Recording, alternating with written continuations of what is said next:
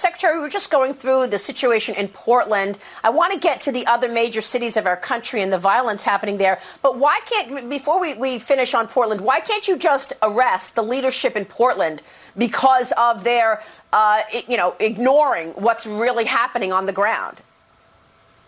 Well, we absolutely are doing that. So we're working with the FBI there in Portland, with the U.S. Attorney's Office there in Portland, to address the leaders that are organizing this and then going after them. We're also making arrests every night. We made more than 7 or 8 arrests last night, and we'll continue to do that. We're continuing to hold these criminals accountable. If the city won't, the federal government will hold these folks accountable. And I think it's interesting.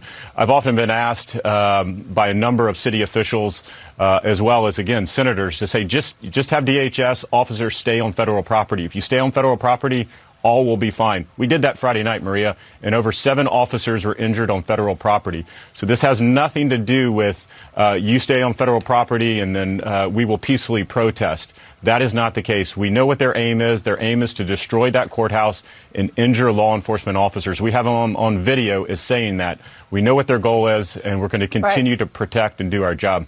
Because nothing solves Department of Homeland Security overreach quite like the acting secretary calling for mass arrests of city officials who don't bend the knee. This is acting DHS Secretary Chad Wolf, acting because, of course, Trump doesn't bother nominating anyone capable of getting confirmed by Congress, finding an ally and sending paramilitary forces into an American city in Fox News' Maria Bartiromo. In fact, not only an ally, but someone actually instigating arresting local officials who aren't deferential to federal troops occupying U.S. cities.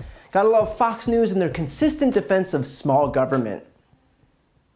So that we're clear, regardless of what Chad Wolf unilaterally decrees on Fox News, he can't arrest the leadership in Portland because this isn't a banana republic, and that's not how this works. You don't get to arrest duly elected officials because they're not fully supportive of a violent paramilitary force haphazardly arresting American citizens exercising their First Amendment rights. I get that this administration has been led to believe that they're living in something akin to a military dictatorship, but unfortunately for Trump, the United States is still a democracy. The thing about paramilitary forces being in Portland is that they're playing it off like they need to be there because of all the violence. But the reason for the violence is the presence of the paramilitary forces. That's why all of this is happening. And until they're gone, the protests will continue because the protests exist in opposition to the federal forces. I don't know how much clearer I could make it. The violence won't stop until they're gone. And so them staying isn't solving the violence, it's prolonging it. The worst part, though, is that Trump and his administration know that. And so the reason they won't leave is because they want the violence. The violence is the goal. Their purpose in all of this is to create a diversion from all of the other issues that Trump pulls underwater on.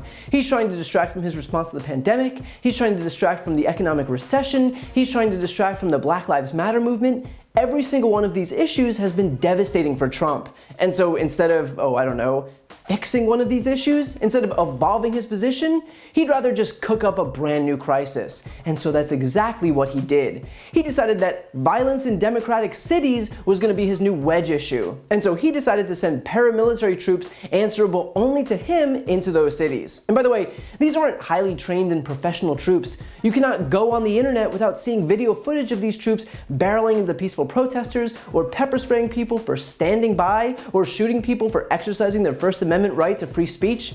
That is why people are fighting back, and rightfully so. These troops are wholly un-American, and sitting idly by while they trash the Constitution on the orders of Donald Trump is un-American as well. So groveling Trump sycophants like Maria Bartiromo and Chad Wolf can pretend that the protesters are some radical anarchists, but they're not. They're moms and dads and vets and nurses. They're regular people who do not believe that they should be subjected to tyrannical behavior by an authoritarian government, all because the president needs a new talking point heading into November.